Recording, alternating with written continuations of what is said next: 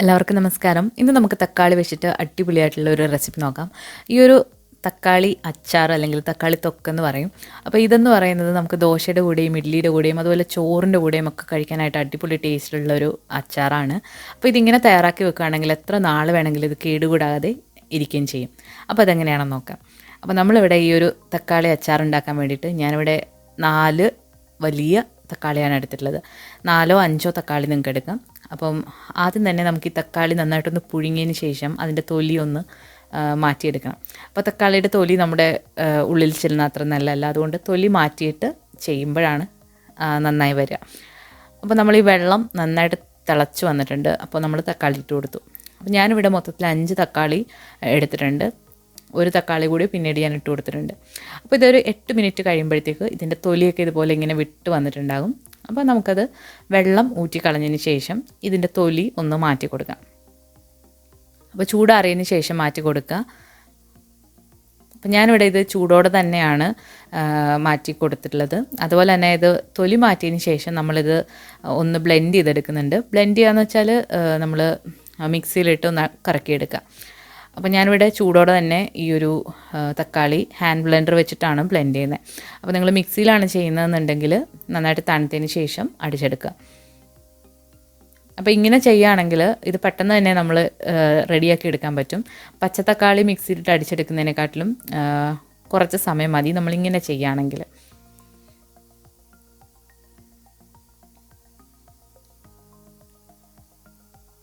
അപ്പോൾ നമ്മൾ നന്നായിട്ട് ഇത് ബ്ലെൻഡ് ചെയ്ത് എടുത്തിട്ടുണ്ട്.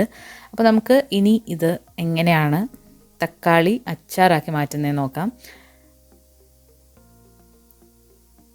ഇപ്പോൾ തൊലി ഇല്ലാത്തതുകൊണ്ട് തന്നെ ഇതിൽ നമുക്ക് വയറ്റിൽ പ്രശ്നങ്ങളൊന്നും വരില്ല.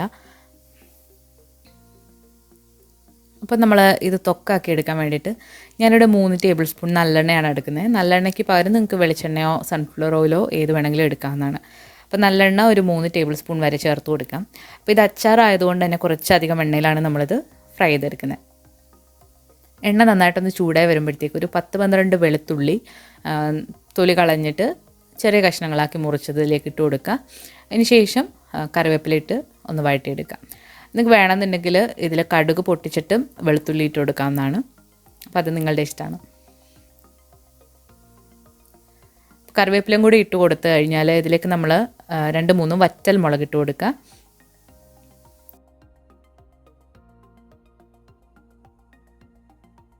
പച്ചമുളകാണ് നിങ്ങൾ ചേർക്കുന്നതെന്നുണ്ടെങ്കിൽ വറ്റൽമുളകിൻ്റെ ആവശ്യമില്ല. അതുപോലെ തന്നെ പച്ചമുളക് ചേർക്കുമ്പോൾ നന്നായിട്ടത് റോസ്റ്റ് ചെയ്തെടുക്കുക. അപ്പോൾ ഇതൊന്ന് വാടി വന്നു കഴിഞ്ഞാൽ നമ്മളിതിലേക്ക് ഒരു 1/4 ടീസ്പൂൺ മഞ്ഞൾപ്പൊടി, അതുപോലെ തന്നെ 1 ടേബിൾ സ്പൂൺ കാശ്മീരി മുളക് പൊടിയാണ്. ഒരു എരിവിനും അതുപോലെ തന്നെ നല്ലൊരു കളറിനും വേണ്ടിയിട്ടാണ് നമ്മൾ കാശ്മീരി മുളക് പൊടി ചേർക്കുന്നത്. അപ്പോൾ അത് ചേർത്ത് കൊടുത്തു കഴിഞ്ഞാൽ തീയൊന്ന് കുറച്ച് വെച്ചിട്ട് ഇതൊന്ന് ഇതിൻ്റെ പച്ചമണം മാറ്റിയെടുക്കുക. അപ്പോൾ പച്ചമണമൊക്കെ മാറി വന്നിട്ടുണ്ട്. ഇനി നമ്മളിതിലേക്ക് നമ്മൾ നേരത്തെ തയ്യാറാക്കി വെച്ചിരിക്കുന്ന തക്കാളി പേസ്റ്റ് ഒഴിച്ചു കൊടുക്കുക. ഇത് നമ്മൾ ഒരു ടൊമാറ്റോ സോസൊക്കെ ചെയ്യുന്ന അതേ ഒരു പ്രൊസീജിയറാണ്. അതുപോലെ പക്ഷേ ടേസ്റ്റ് അതല്ല.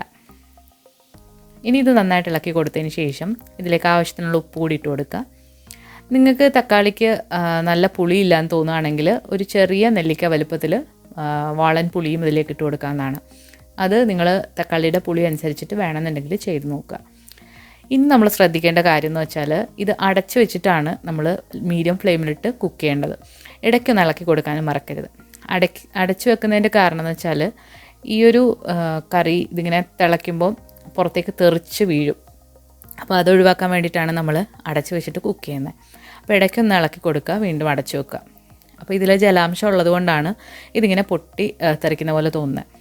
അപ്പം ഇപ്പോൾ വെള്ളമൊക്കെ വറ്റി ഒരു കുറുകിയ പരുവത്തിലായിട്ടുണ്ട്. ഈ ഒരു സമയത്ത് നമുക്കിതിലേക്ക് ഒരു 1/4 ടീസ്പൂൺ ഉലുവാപ്പൊടി, അതുപോലെ തന്നെ ഒരു 1/2 ടീസ്പൂൺ വരെ കായം ഇത്ര ഇട്ട് കൊടുത്തിട്ട് നന്നായിട്ടൊന്ന് ഇളക്കിയെടുക്കാം. ഉലുവാപ്പൊടി എന്ന് പറയുന്നത് ഉലുവ വറുത്ത് പൊടിച്ച് വെച്ചിട്ടുള്ളതാണ്. നിങ്ങളുടെ ഈ ഉലുവാപ്പൊടിയായിട്ടില്ല എന്നുണ്ടെങ്കിൽ നിങ്ങൾക്ക് എണ്ണയുടെ കൂടെ തന്നെ മുഴുവനേ ഉള്ള ഉലുവ വഴറ്റിയെടുക്കാവുന്നതാണ്. ഇനി ശ്രദ്ധിക്കേണ്ട കാര്യം എന്ന് പറഞ്ഞാൽ ഇതിലെ വെള്ളം മുഴുവനായിട്ടും വറ്റിച്ചെടുത്തിട്ട് പാത്രത്തിൽ നിന്ന് വിട്ട് വരുന്നൊരു പരുവുണ്ട്. ആ ഒരു സമയം വരെ ഇത് നന്നായിട്ട് ഇളക്കി കൊടുക്കുക. അപ്പോൾ നമുക്ക് കാണാം ഇതിൽ എണ്ണയൊക്കെ തെളിഞ്ഞ് പാത്രത്തിൽ നിന്നത് വിട്ട് വന്നിട്ടുണ്ട്. അപ്പോൾ ഇതാണ് ഇതിൻ്റെ ഒരു കറക്റ്റ് പരുവം. ഇതിപ്പോൾ നമ്മുടെ പാത്രത്തിൽ നിന്ന് ഇളകി വന്നിട്ടുണ്ട്. നന്നായിട്ട് എണ്ണയൊക്കെ തെളിഞ്ഞ് നമ്മുടെ തക്കാളി തൊക്ക് ഇവിടെ റെഡി ആയിട്ടുണ്ട്. ഇതിനി നന്നായിട്ട് തണുത്തതിന് ശേഷം എയർ ടൈറ്റ് ആയിട്ടുള്ള കുപ്പികളിലാക്കി നമുക്ക് സൂക്ഷിച്ച് വെക്കാം. അതുപോലെ തന്നെ ഗ്ലാസിൻ്റെ കുപ്പികളിലാണ് ഇത് സൂക്ഷിച്ച് വെക്കേണ്ടത്, പ്ലാസ്റ്റിക്കിൽ വെക്കരുത്.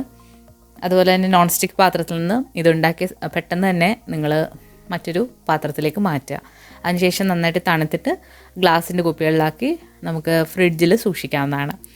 അപ്പോൾ നമ്മുടെ വളരെ ടേസ്റ്റി ആയിട്ടുള്ള തക്കാളി കൊണ്ടുള്ള അച്ചാർ അല്ലെങ്കിൽ തൊക്ക് ഇവിടെ തയ്യാറായിട്ടുണ്ട്. ഇത് ചോറിൻ്റെ കൂടെയും അതുപോലെ ഇഡ്ഡലി, ദോശ ഇതിൻ്റെയൊക്കെ കൂടെ കഴിക്കാനായിട്ട് നല്ല കോമ്പിനേഷനാണ്. അപ്പോൾ ചോറിൻ്റെ മറ്റു കറികളൊന്നും വേണ്ട, പക്ഷേ സൈഡായിട്ടും ഈ ഒരു അച്ചാർ നമുക്ക് യൂസ് ചെയ്യാനായിട്ട് പറ്റും. അപ്പോൾ ഇതുവരെ ഇങ്ങനെ അച്ചാർ തയ്യാറാക്കി നോക്കിയിട്ടില്ലാത്തവർ തീർച്ചയായിട്ടും ഒന്ന് തയ്യാറാക്കി നോക്കുക. അതിനുശേഷം നിങ്ങളുടെ അഭിപ്രായങ്ങളൊക്കെ കമൻസിലൂടെ അറിയിക്കുക. അതുപോലെ നമ്മുടെ തക്കാളി റോസ്റ്റിൻ്റെ റെസിപ്പി ഇതുവരെ കാണാത്തവരുണ്ടെങ്കിൽ അതുകൂടി ഒന്ന് കണ്ടു നോക്കുക. അപ്പോൾ നമുക്ക് പുതിയൊരു റെസിപ്പി വീഡിയോ ആയിട്ട് നമുക്ക് വീണ്ടും കാണാം. താങ്ക്